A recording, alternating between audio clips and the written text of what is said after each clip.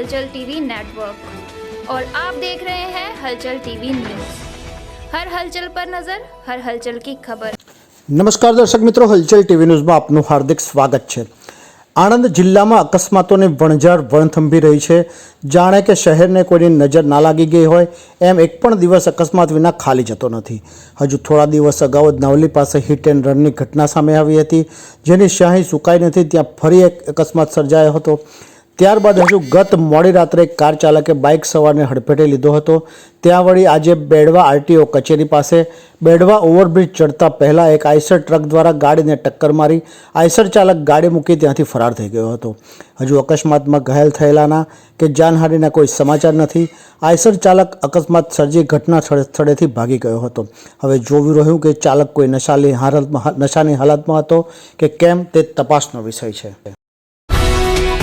ये है हलचल टीवी नेटवर्क और आप देख रहे हैं हलचल टीवी न्यूज़। हर हलचल पर नजर, हर हलचल की खबर।